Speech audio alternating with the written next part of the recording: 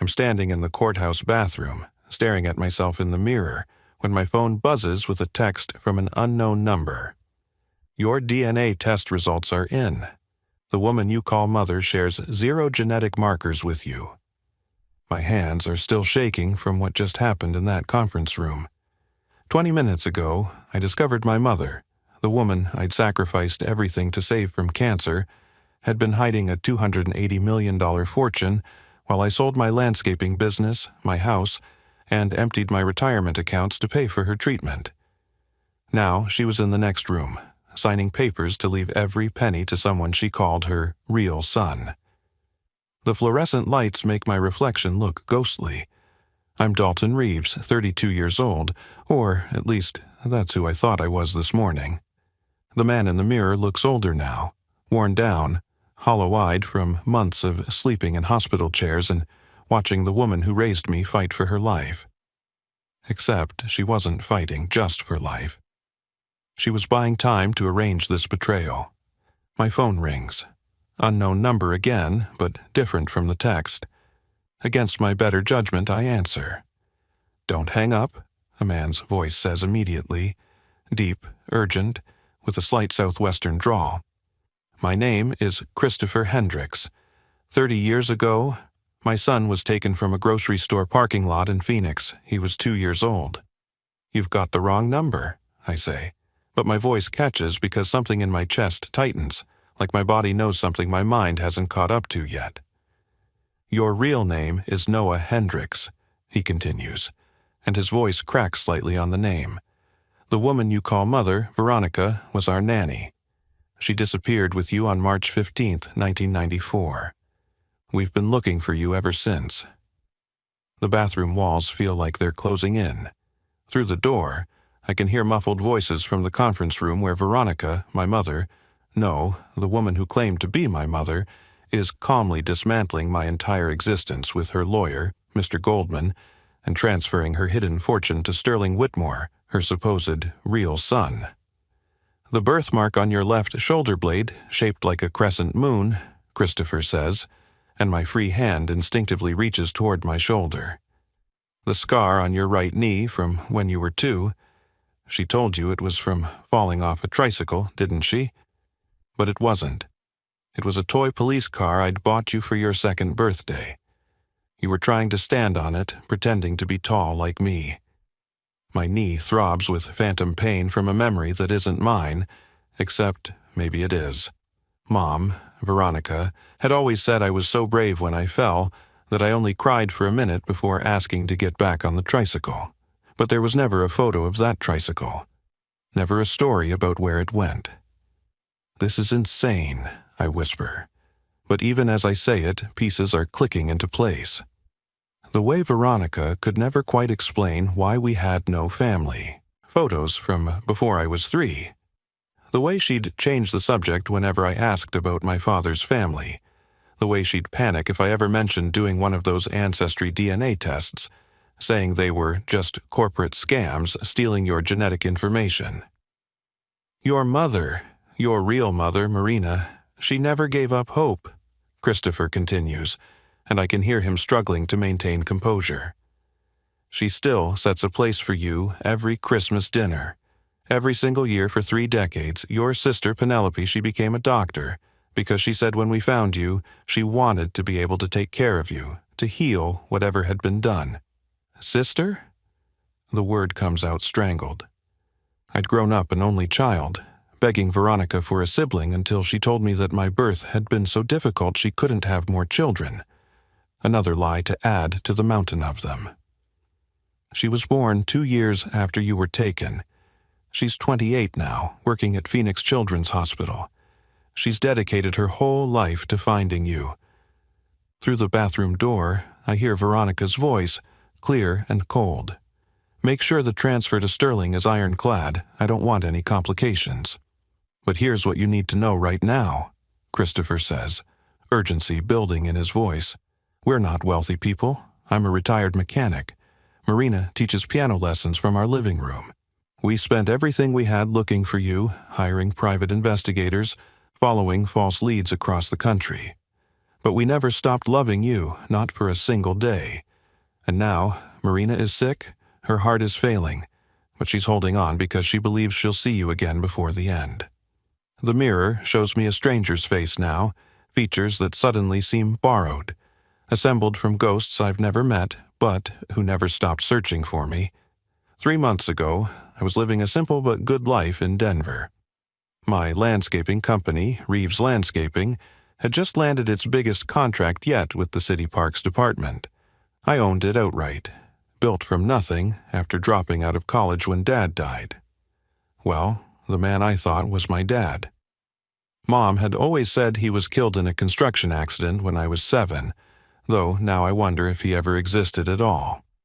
Every morning, I'd wake up at 5, make coffee in the kitchen of my modest ranch house in Arvada, and head to the warehouse where my trucks were parked. 12 employees counted on me for their paychecks. Jorge, my foreman, had been with me since the beginning, when it was just 2 guys with a single mower and a dream. Now we had a fleet of trucks, professional equipment, and a reputation for transforming dead yards into gardens that made the whole neighborhood jealous. Mom, Veronica Reeves, lived 20 minutes away in Aurora, in the same 2-bedroom house where I'd grown up. The carpet was worn, the kitchen cabinets were the same ugly orange from the 70s, and the basement where I'd spent my teenage years still smelled faintly of mold. She drove a 10-year-old Honda Civic with a dented bumper she'd never fixed, wore clothes from Target, and clipped coupons every Sunday from the Denver Post.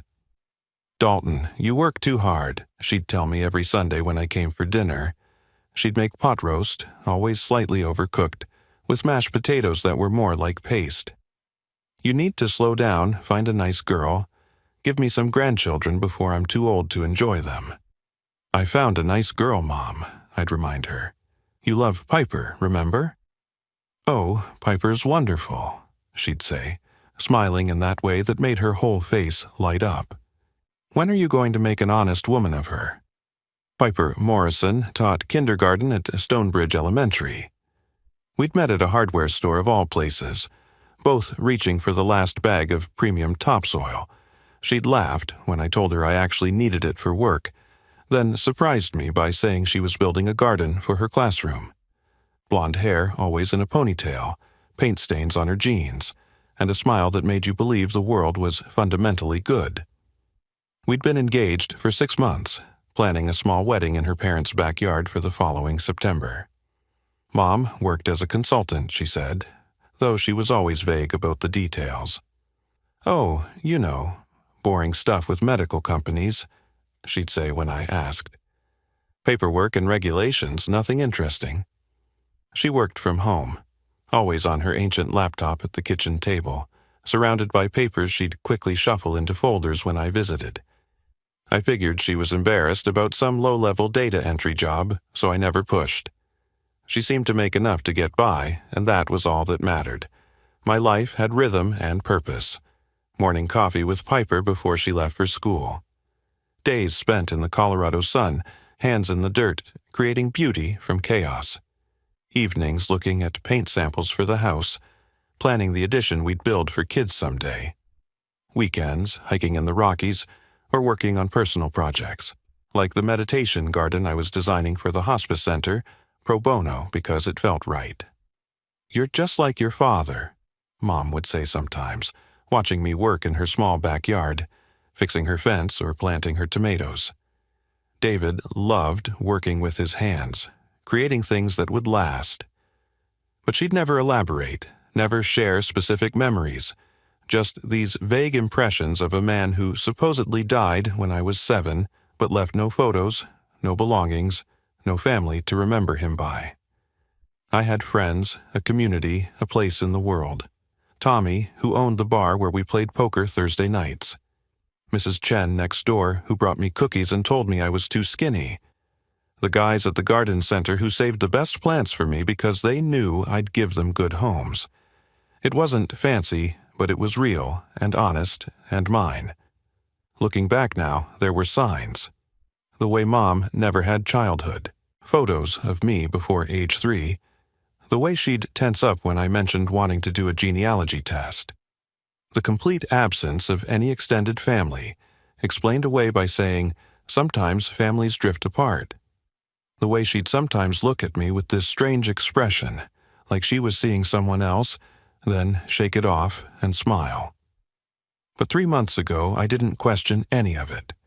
I had a good life, a simple life, an honest life built on what I thought was solid ground.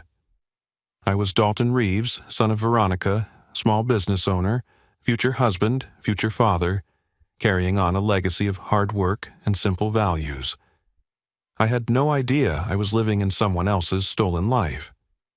That Tuesday in April started like any other until Mom called me at work. I was knee-deep in mulch helping Jorge's crew finish the Riverside Park renovation when my phone rang. Her voice was steady, but underneath I heard something I'd never heard before. Fear. Dalton, I need you to come to Denver General Hospital. Come alone. Don't bring Piper. I drove straight there, still in my work clothes, soil under my fingernails, sawdust in my hair. Found her in room 447, looking smaller than I'd ever seen her in a hospital gown that made her skin appear gray. Dr. Nathaniel Park stood beside her bed with a tablet showing scan results that looked like storm clouds gathering in her abdomen. Pancreatic cancer, stage 3B, he said without cushioning the blow. The tumor has spread to nearby blood vessels and lymph nodes. With standard treatment covered by insurance, we're looking at 6 to 11 months, Mr. Reeves. The world tilted. Mom reached for my hand, hers cold and trembling. It's okay, honey. I've had a good life. There is another option, Dr. Park continued, swiping to new data on his tablet. Johns Hopkins has an experimental treatment program combining targeted immunotherapy with a specialized surgical technique. The success rate for cases like your mother's has been remarkable. 40% achieve full remission. Then we do that, I said immediately. The treatment isn't FDA approved yet. Insurance won't cover it. The total cost, including the surgery, 6 months of treatment and recovery program, is approximately $670,000. The number hung in the air like a physical presence. Mom squeezed my hand harder. Absolutely not. Dalton, we're leaving. I won't bankrupt you for a 40% chance. Mom, stop. We'll figure it out. That night, I sat at my kitchen table with every financial document I owned spread before me. The business was worth maybe $400,000 if I sold quickly and took the first offer. My house, purchased just 2 years ago, had maybe $200,000 in equity if I was lucky. My retirement account, savings, the work trucks, equipment, everything else might bring another $80,000. Just enough, barely, if I liquidated absolutely everything.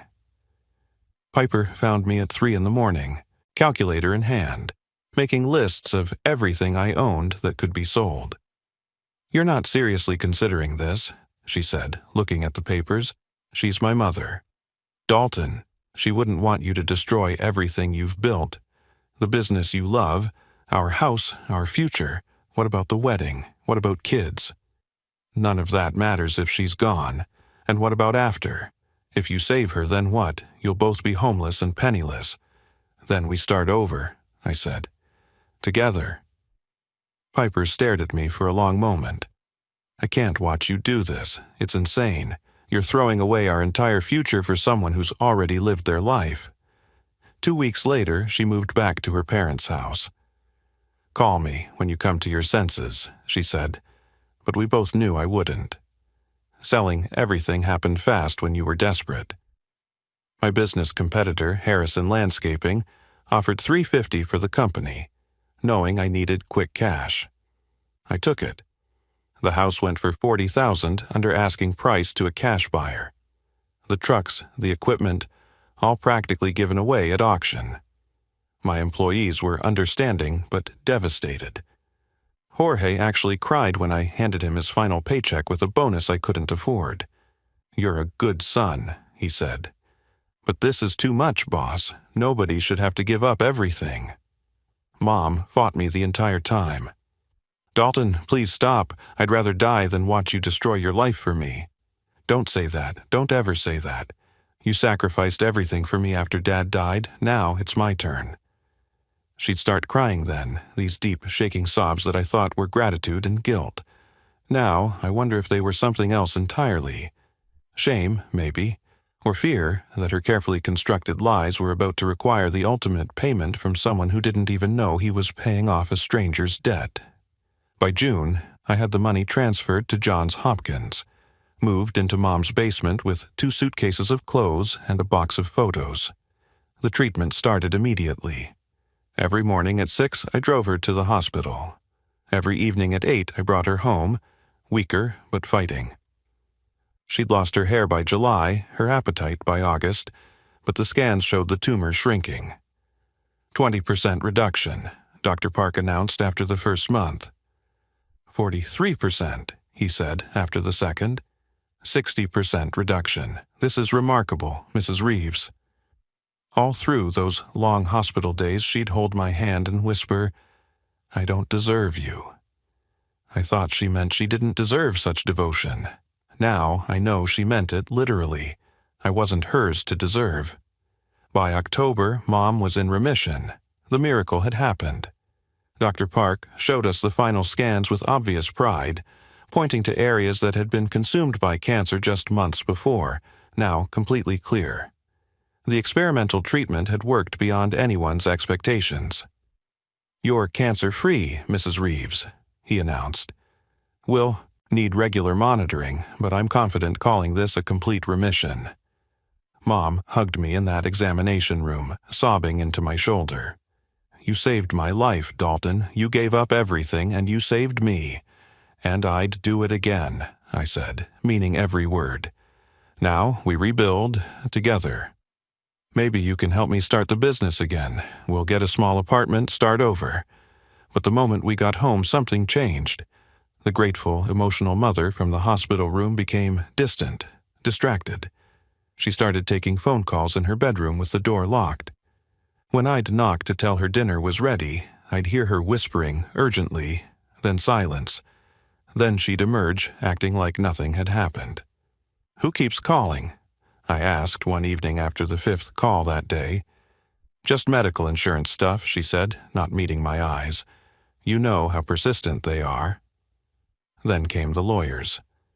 3 different men in expensive suits visited the house over 2 weeks, each time when she thought I was at job interviews.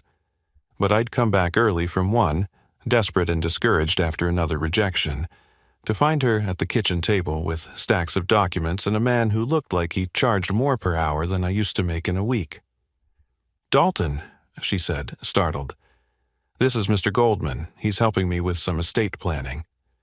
After the cancer scare, I realized I need to get things in order.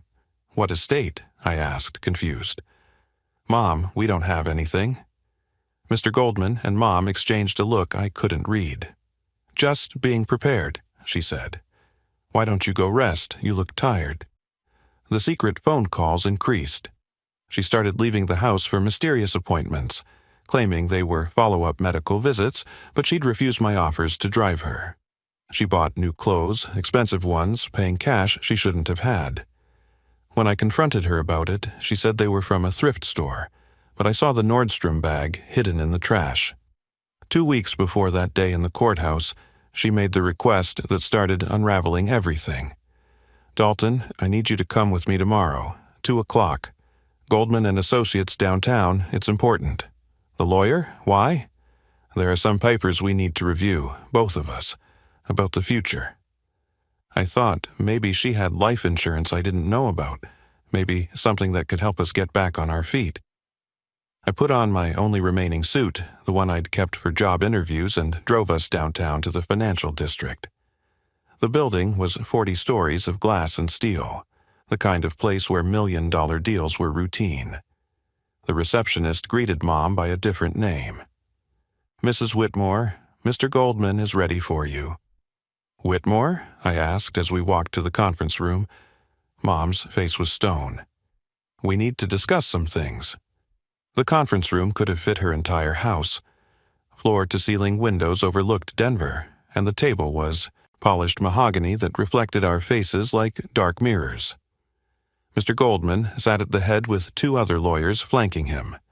Spread across the table were documents, bank statements, investment portfolios, and property deeds.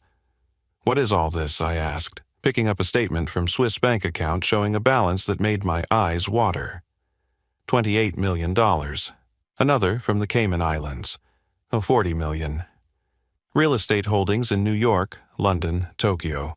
My inheritance," Mom said, her voice flat and businesslike. "My late husband, Theodore Whitmore, passed away 15 years ago." "Theodore Whitmore? The pharmaceutical executive? Mom, what are you talking about?" "Dad was David Reeves. He died when I was 7. She laughed then, cold and sharp. "David Reeves never existed. I made him up. A convenient story for a convenient life. Theodore was my husband, my real husband. We were married for 23 years before his death."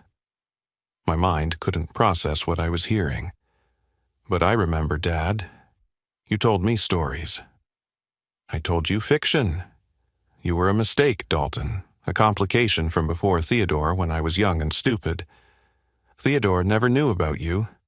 I kept you hidden, raised you separately while I lived my real life with him. You're saying my entire childhood was a lie. A necessary one.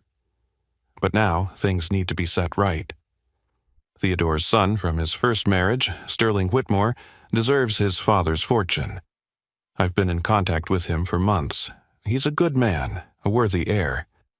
She slid a document across the table. "This states that the $670,000 for my treatment was your inheritance. You're waiving all future claims to the Whitmore estate." I stared at the papers, then at the woman I'd called mother for 32 years. "You want me to sign away rights to money I never knew existed after I sold everything I owned to save your life?" "You saved a life that was worth saving," she said. "That should be enough." I stumbled out of that conference room, leaving Veronica with her lawyers and her documents and her $280 million. The elevator ride down 40 floors felt like descending into hell. My reflection in the polished steel doors showed a man I didn't recognize, hollow and broken. In the courthouse bathroom, I splashed cold water on my face, trying to make sense of what had just happened, when my phone buzzed with that text about DNA results I'd never authorized. Then came Christopher's call, and suddenly I wasn't just abandoned, I was stolen. "We have proof," Christopher continued, his voice stronger now. "Your biological mother, Marina, she kept everything. The police reports, the private investigator files, even the clothes you were wearing when you disappeared. A little blue shirt with a dinosaur on it. She wouldn't let anyone touch it for 30 years. I gripped the phone tighter. "Why should I believe you?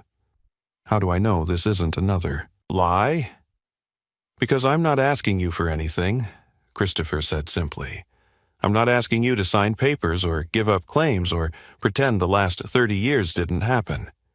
I'm just asking you to come home and meet your real family, the family that never stopped looking for you. She says Sterling Whitmore is her real son, that he deserves the inheritance. Sterling Whitmore is her nephew, her sister's boy. We've been tracking them both for years. She's been funneling money to him through offshore accounts, setting him up as the heir while keeping you close enough to control, but far enough to discard when convenient." My phone buzzed with an incoming email. "I just sent you something," Christopher said. "Look at it." The attachment was a photograph, aged and slightly faded. A young couple stood in front of a small ranch house, holding a toddler between them. The man was clearly a younger Christopher, same strong jaw and kind eyes. The woman, Marina, had striking green eyes with gold flecks. The toddler was laughing, reaching for something above the camera, and on his visible knee was a fresh bandage. "That was 3 days before you were taken," Christopher said softly.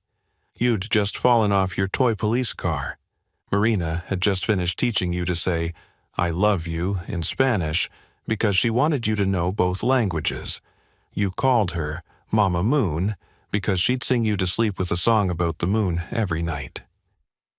something deep in my chest cracked open, a memory that wasn't quite a memory, more like an echo of something lost. A woman's voice, singing softly, something about the moon watching over her little one. Veronica was our nanny for 6 months, Christopher continued. We trusted her completely. She seemed to love you like her own. Then one day, Marina went to pick you up from the park where Veronica had taken you, and you were both gone. She left a note saying she was sorry, but she deserved a better life. We thought she meant money, that it was a ransom situation. We waited for demands that never came. She never asked for money? No, she took something worth more. She took you, and she hid you in plain sight, just far enough away that we'd never cross paths, but close enough that she could use Theodore Whitmore's resources when needed. Through the bathroom door, I could hear voices in the hallway. Veronica's among them, talking about wire transfers and estate distributions. The woman who'd raised me was meters away, calmly dismantling my existence while building Sterling Whitmore's fortune. "Your sister Penelope," Christopher said, and I could hear him smiling through his tears. "She became a doctor because she said, when we found you, she wanted to be able to take care of you. She's memorized every photo we have of you. She's read every book about childhood trauma and recovery. She's prepared her whole life to be your sister. And Marina? She's dying," Christopher said quietly. "Congestive heart failure. The doctors give her maybe 6 months. But she won't let go. She says she knows you're coming home. She says she can feel it." I thought about the fortune in the conference room, $280 million that could set me up for life. All I had to do was walk back in there, sign the papers, take whatever scraps Veronica might throw my way, and accept that my entire life had been a transaction. "There's something else," Christopher said. "We know about you selling everything for her treatment, your business, your house. We know you sacrificed everything for a woman who stole you from us. But Noah, son, that tells us exactly who you are. You're the same loving boy who used to share his crackers with strangers in the grocery store. You're still our son. What about the money, the Whitmore fortune? Let me be clear about something. We're not rich. I fixed cars for 40 years until my back gave out. Marina teaches piano to kids in our living room. We live in the same 1,200-square-foot house from that photo, but it's real and it's honest, and it's full of love for a boy we never stopped believing would come home." I made my decision. "Where are you exactly?" "Phoenix, but I can fly to Denver. I can be there in 3 hours." "No," I said, straightening up, looking at my reflection one last time as Dalton Reeves. "I'll come to you. I'm coming home."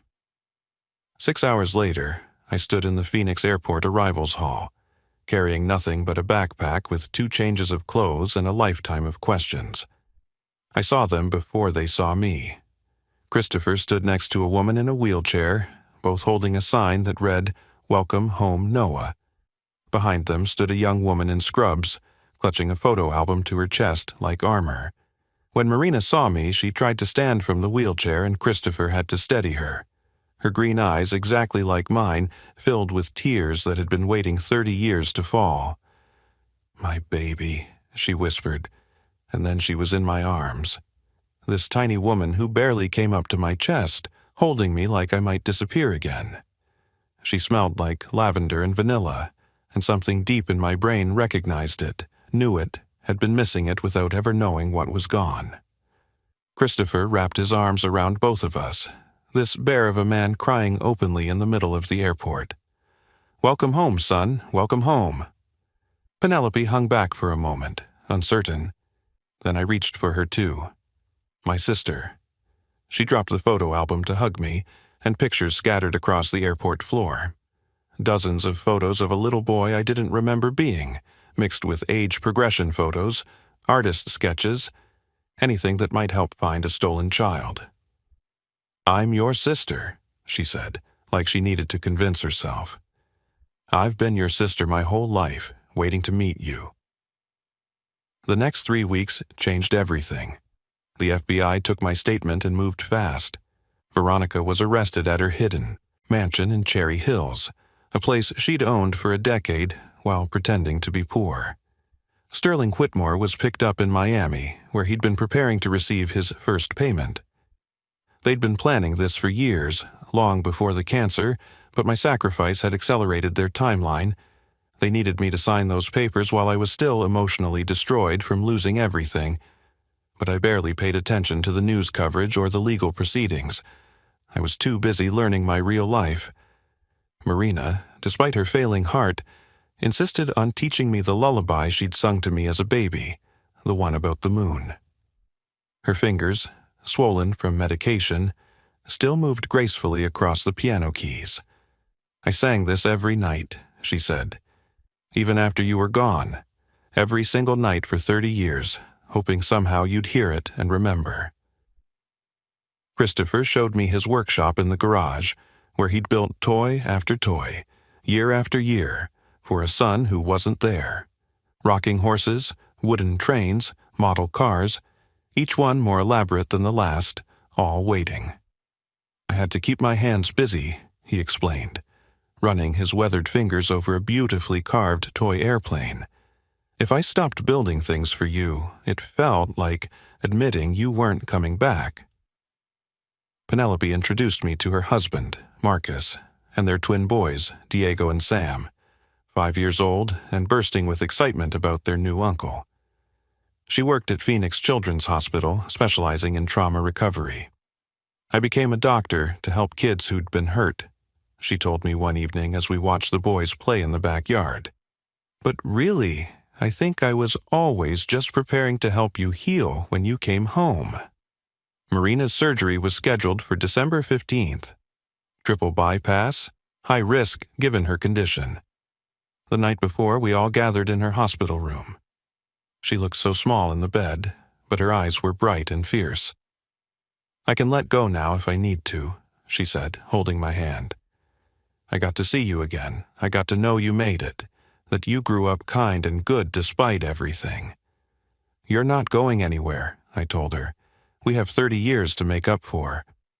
She survived, the surgery, the recovery, all of it. And on Christmas morning, as snow actually fell in Phoenix, a meteorological miracle that made the news, we sat around the table in their small house. Marina had indeed set a place for me every year, and this year, finally, I filled it. "You know what's remarkable?" Christopher said, carving the turkey with the focus of a master craftsman. "You ended up in landscaping, working with your hands, creating beauty. That's in your blood, son. That came from us." The investigation revealed that Veronica had taken nearly $3 million from Theodore Whitmore's estate over the years, hiding it in accounts she'd linked to my false identity. The FBI froze all of it. The legitimate Whitmore heirs would get their fortune back. Sterling would go to prison for fraud. Veronica got 20 years for kidnapping, fraud, and conspiracy. But I didn't care about the money anymore. I'd found something worth infinitely more. I started over in Phoenix, using a small loan from Christopher's friend to begin Noah's landscaping. It's smaller than what I had before, but it's built on truth. Jorge, my old foreman, drove down from Denver to help me set up, bringing 3 of my former employees who wanted to work for me again. "A good boss is worth following," Jorge said, "even when he has to find himself first." Penelope's boys help on weekends, getting dirt under their fingernails, learning that good things grow when you tend them with care. Marina, recovering slowly but surely, watches from the porch, finally able to see her grandson teaching her nephews the way she'd always dreamed of watching him grow. Sometimes I think about those 30 years of lies, about a woman so broken she had to steal someone else's child to feel whole. Veronica wrote me one letter from prison, 6 months into her sentence. I never opened it. Penelope asked if I wanted to know what it said if she read it for me. "No," I told her. "I know everything I need to know. She was never my mother. She was just someone who took me from my real family. The truth is, love doesn't demand payment. It doesn't hide behind lies or wear masks or keep ledgers of who owes what. Real love waits 30 years for a stolen child to come home. It builds toy airplanes for a boy who isn't there. It becomes a doctor to heal wounds that haven't happened yet. It sings lullabies to an empty room, believing that somewhere, somehow, the universe is listening. My name is Noah Hendricks. I was stolen, sold a lie that cost me everything I'd built. But in losing Dalton Reeves and his fabricated history, I found Noah Hendricks and a truth worth more than any fortune. I found a mother who never stopped looking, a father who never stopped building, a sister who never stopped preparing, and nephews who call me Uncle Noah like it's the most natural thing in the world. Because it is natural.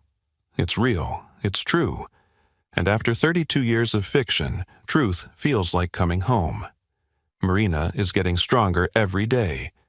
Yesterday, she taught a piano lesson for the first time since her surgery, and the music filled the house like light. Christopher is teaching me woodworking in his shop, saying my hands remember things my mind forgot. Penelope brings the boys over every Sunday, and we have dinner at the table where my place was always set, waiting. Sometimes the boys ask why I was gone for so long, and we tell them an age-appropriate version of the truth. Sometimes people get lost, but family always finds a way back together. Love always finds a way home. That's my story. It's about losing everything I thought was mine, only to discover everything that actually was. It's about learning that some sacrifices reveal who we really are, and some losses show us what we never truly had. But mostly, it's about the unbreakable bonds of real family, the kind that survives 3 decades of separation and comes out stronger, ready to make up for every single lost day.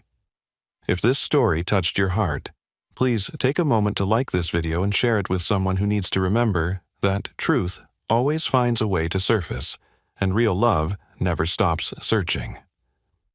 Leave a comment below about what family means to you, and don't forget to subscribe to our channel for more powerful true stories that remind us what really matters in life. Thank you for listening to my journey home.